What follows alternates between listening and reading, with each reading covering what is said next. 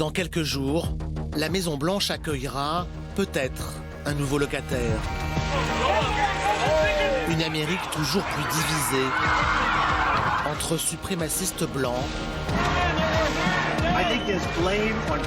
et mouvements des droits civiques.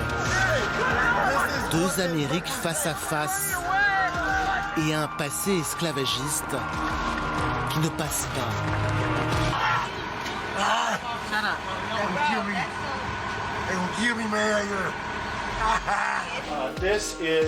Ça, c'est un CZ Scorpion Evo. C'est une arme très populaire.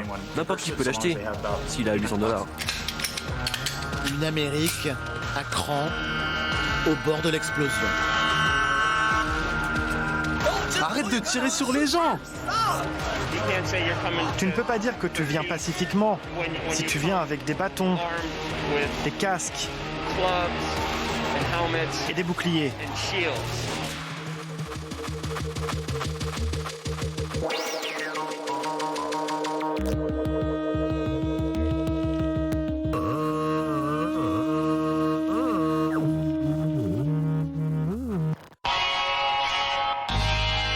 C'est une rue typique de l'Amérique en temps d'élection.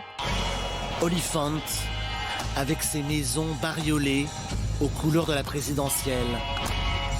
Une guerre des pancartes. Le match Biden-Trump sur les pelouses de Pennsylvanie. Dans ce petit bout d'Amérique mi-rurale, mi-urbaine, la Maison Blanche est aussi loin que le Canada. Pour les supporters de Trump, la réélection est à portée de main. À quelques jours du vote, John fait le tour du comté dans sa voiture. J'ai acheté ma voiture au surplus militaire. C'est un vrai Hummer de l'armée. Je l'ai depuis 3 ans. C'est un peu comme un gros jouet. Et depuis que je fais la campagne pour Trump, je le prends pour les meetings.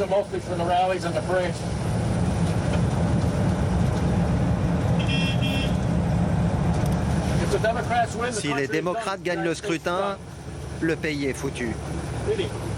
Il y aura la guerre civile, la récession. Biden veut prendre nos armes.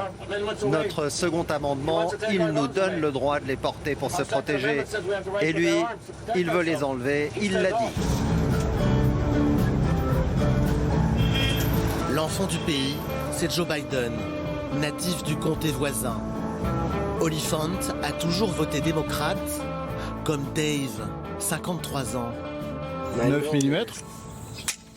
Chargé. Cette fois-ci, cet ancien électeur d'Obama et Clinton votera Trump, comme ses voisins. Il y a 4 ans ici, t'avais pas de pancarte Trump. Cette fois, il y en a partout.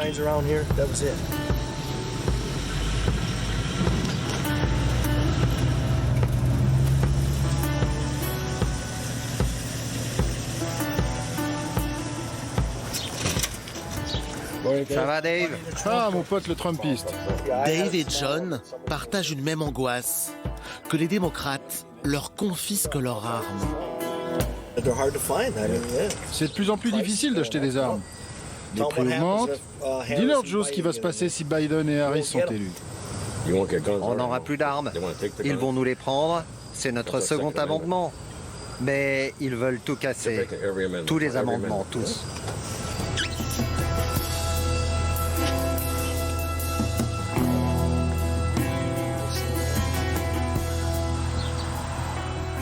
Avec ça, je suis toujours prêt. Eh oui, normal. Les gauchistes, ils brûlent les villes, les voitures de police. Faut bien se protéger. Kate, Quoi? si quelqu'un saute sur la voiture, qu'est-ce que tu fais? Je me planque. Ah ouais, planque-toi. Parce que je vais le buter. Que ce soit sur le toit ou à travers ma fenêtre, et j'en ai rien à foutre. Que tu sois à Philadelphie ou ailleurs, si quelqu'un saute sur la voiture, ouais, planque-toi.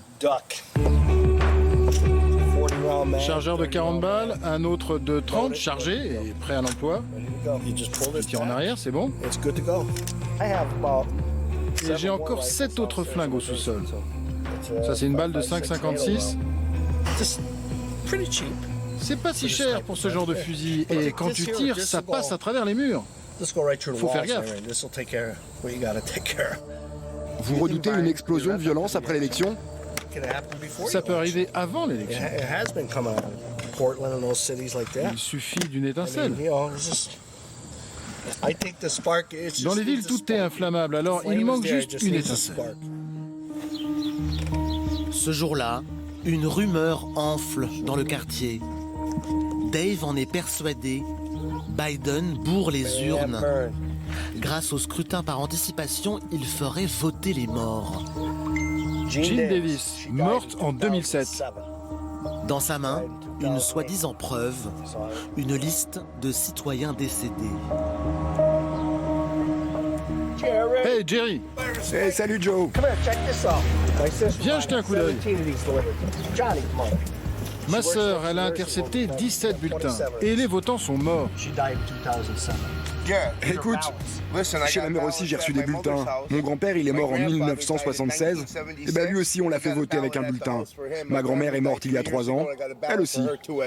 T'as compris? Faut voter Trump, hein. Et les autres, on les fout en prison. L'Amérique à cran, au bord de l'explosion, avec comme enjeu la Pennsylvanie. Il nous reste 10 jours et tout va se jouer en Pennsylvanie. Et je crois en vous, je crois en mon État. Ce mec a complètement perdu les pédales. Quand allez-vous finir par le voir? Le choix est clair, les enjeux sont capitaux. On va gagner l'État de Pennsylvanie et on va gagner 4 super années de plus à la Maison-Blanche.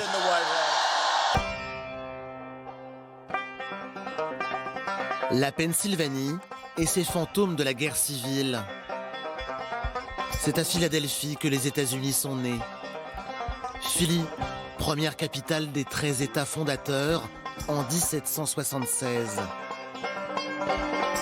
Sur la cloche de la ville, on proclame la liberté pour tous, partout.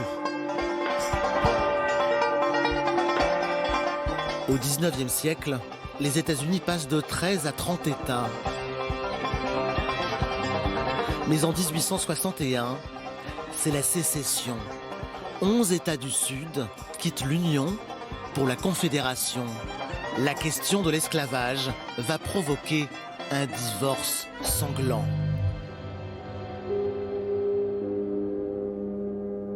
Cinq années de guerre civile américaine.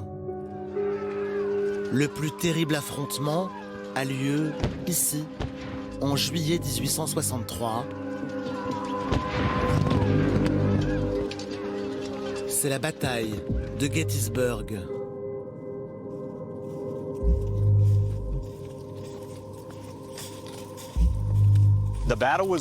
Ça s'est passé il y a 150 ans. Ça peut vous paraître loin, mais en fait non. On parle là de vos grands-parents, de vos arrière-grands-parents, oncles, cousins, neveux, etc. Timothy Bassett est guide touristique à Gettysburg. Avec les visiteurs, il arpente à cheval la mémoire des lieux. C'est la plus grande bataille qui ait jamais eu lieu sur le continent nord-américain. Il y avait d'un côté 75 000 confédérés et le général Lee, de l'autre 93 000 hommes de l'Union sous la direction du général Meade. Cette bataille, c'est celle qui a généré le plus de morts sur le continent. Les 3 jours de juillet 1863, ça a été 51 000 Américains tués, blessés, disparus ou capturés. Imaginez 51 000 soldats alignés sur une seule rangée. Vous pourriez marcher 93 km le long de la file avant d'arriver à la fin. Ça vous donne une idée de l'énormité de cette bataille.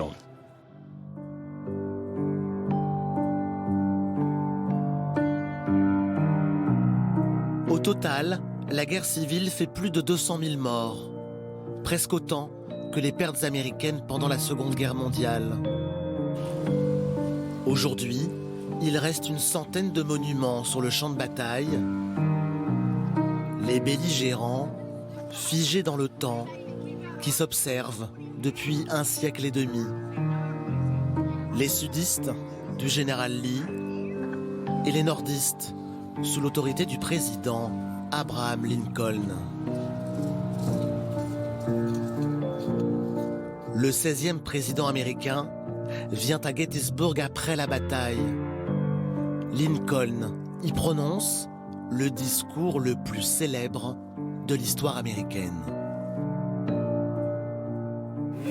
Nous sommes maintenant engagés dans une grande guerre civile. C'est à nous de faire en sorte qu'il ne soit pas mort en vain, à nous de vouloir qu'avec l'aide de Dieu, cette nation renaisse dans la liberté. À nous de décider que le gouvernement du peuple, par le peuple et pour le peuple, ne disparaîtra jamais de la surface de la terre. Aujourd'hui, la voix de Lincoln résonne encore à travers un candidat à la Maison-Blanche, Joe Biden. Début octobre, le démocrate prévient « Les fantômes de la guerre civile sont de retour ». Ici, sur cette terre sacrée, Abraham Lincoln a réimaginé l'Amérique elle-même. Ici, un président des États-Unis a parlé du prix de la division et du sens du sacrifice. Aujourd'hui, une fois de plus, notre maison est divisée. Mais cela, mes amis, ne peut plus durer. Nous pouvons mettre fin à cette ère de division. Nous pouvons mettre fin à la haine et la peur.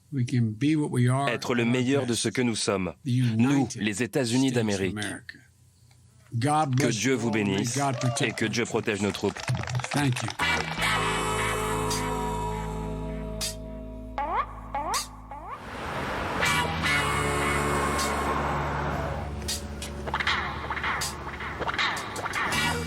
La Maison-Blanche vaut bien une messe, surtout dans ce quartier afro-américain de Philadelphie. Allez, bonjour à tous. Allez, allez tout le monde. Vous pouvez faire mieux que ça ce matin. Notre sort ne mérite pas cette insécurité. Comme tactique de diversion, l'ennemi nous manipule. Il instille la peur en vous. Ici, la communauté milite dans le mouvement Black Lives Matter. Et pour le pasteur Bryce, le bon combat, c'est celui du vote. On peut marcher autant qu'on veut, manifester, protester. Mais qu'est-ce qui compte vraiment? C'est de faire des propositions. Est-ce qu'on est capable de changer la donne? Pour ça, il faut voter, et encore voter. Nous vivons toujours dans des États en attente d'être unis, des États presque unis. Notre communauté est devenue très divisée, alors c'est crucial qu'on change l'histoire. Changer l'histoire et ne pas oublier qu'en Pennsylvanie, le gagnant prend tout. Winner takes all. Il empoche la totalité des 20 grands électeurs de l'État. En 2016, de justesse, Trump avait tout pris. 2020 rebat les cartes pour les Noirs de Philly. Au tour de Biden de rafler la mise. Peut-être. Pour la première fois cette année, la Pennsylvanie vote en avance et en masse. Pour la communauté noire, il s'agit moins de voter Biden que de barrer la route à Trump. C'est un vote contre le suprémacisme blanc. Nous avons le président le plus raciste depuis des générations. L'ironie, c'est que pas mal d'Afro-Américains ici ont quitté des États du Sud comme la Caroline du Nord ou la Virginie. Ils quittent des lois racistes pour venir ici et avoir plus d'opportunités. Endurer autant de racisme, ça met en colère. Mais si on est unis au moment du vote, ça fera la différence.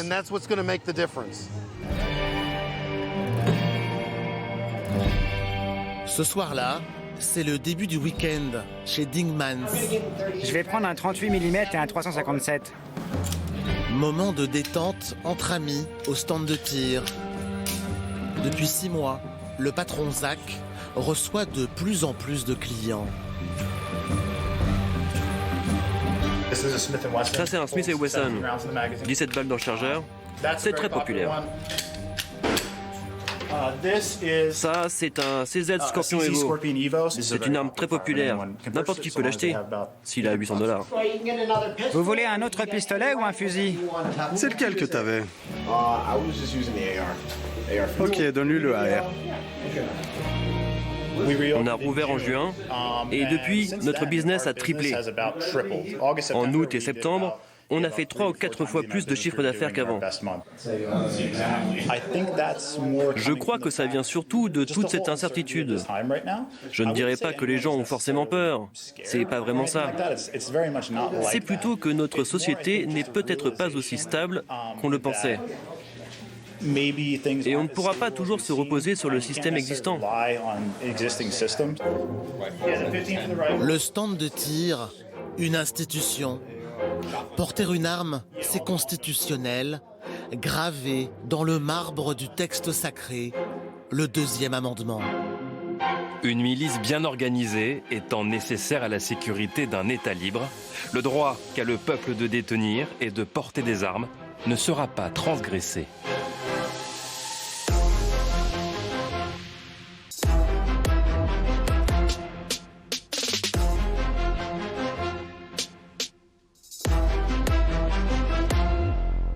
Suivez-moi, c'est par ici. C'est un 44 Magnum. Non, c'est pas mon préféré, mais c'est un peu l'arme des cow-boys, tu vois ce que je veux dire? Il faut bien présenter le pistolet. Donc on le fait pas par en haut ni par en bas. Fais-le. Plein de gens ne comprennent pas l'intérêt du second amendement. Ils se rendent pas compte de la chance qu'ils ont.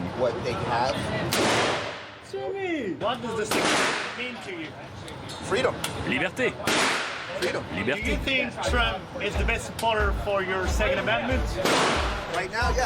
Aujourd'hui, oui. J'ai voté démocrate toute ma vie, sauf cette année. Pourquoi?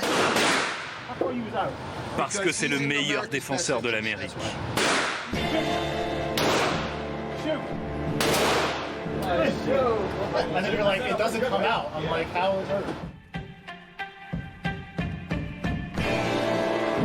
Trump meilleur ou pire défenseur du pays? L'Amérique rurale le plébiscite, l'Amérique des villes le déteste. C'est le cas de Gus Scheidel, graphiste et militant antifasciste. Mon groupe préféré, les Clash. Complètement raccord avec mes opinions politiques.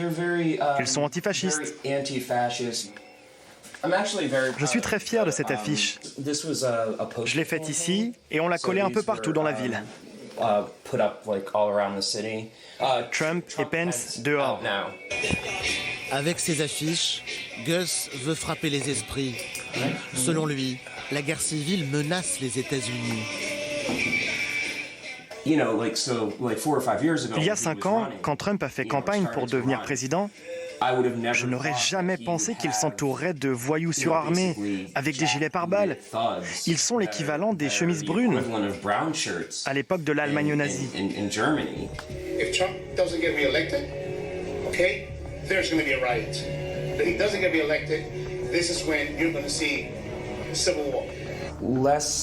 Ça ne m'effraie pas, ça me met en colère. Je suis convaincu que Trump lui-même ne respecte pas les règles de la démocratie. Pour combattre Trump, Gus a beaucoup sacrifié. C'était il y a 1 an. 1 an qu'il a coupé les ponts avec sa sœur, une fan du président. Vous voyez, on était très proches. C'est quelqu'un avec qui j'ai grandi, quelqu'un que j'aime. Mais savoir qu'elle soutient encore ce président, Je ne peux pas.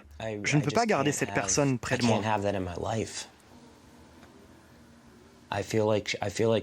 Pour moi, elle a rejoint une secte morbide. Je ne sais pas comment le pays va traverser ça. Je ne sais pas. Gus et ses doutes, rattrapés par un ultime rebondissement de la campagne.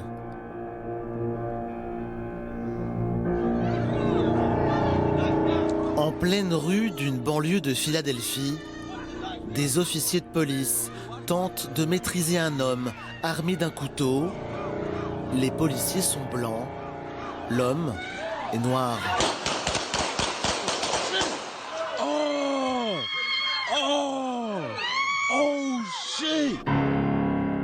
Walter Wallace, 27 ans, souffrait de troubles bipolaires. Les policiers l'ont abattu de 11 balles. La colère des manifestants qui affrontent violemment les forces de l'ordre. Le fait divers devient une nouvelle fois affaire nationale. Voilà ce qui arrive à Philadelphie, une ville démocrate. On n'a pas ça chez les républicains. Deuxième soir, après la mort de Walter Wallace.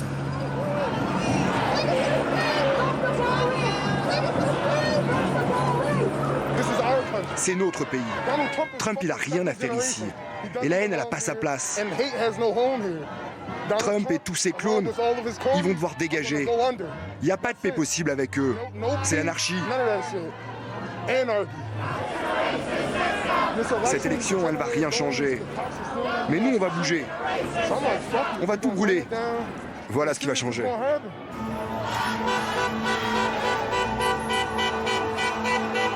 Dans la foule, un point levé, familier, celui de Gus, le graphiste, toujours au rendez-vous des protestations contre les violences policières.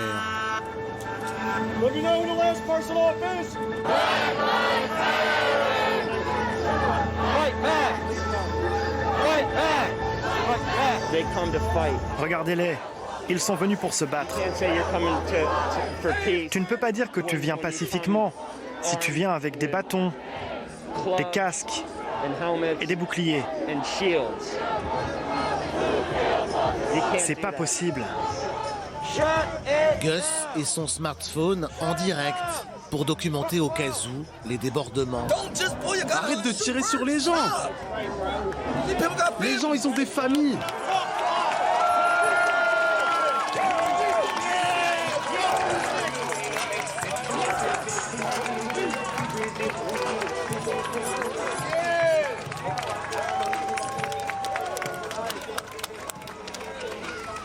Ouais, vas-y mec, klaxonne. Nous protéger?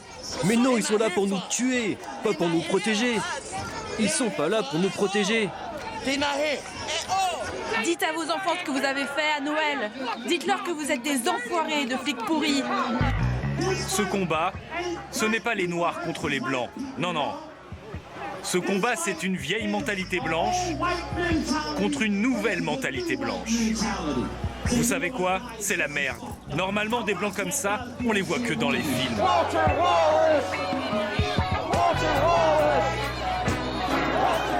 Une Amérique fracturée, comme dans un mauvais scénario, avec ses fantômes de ségrégation et de guerre civile. Dans la nuit américaine, il y a des divisions, jusque dans l'intimité des familles. À quelques jours de l'élection présidentielle, c'est l'Amérique dans tous ses États, les États désunis d'Amérique.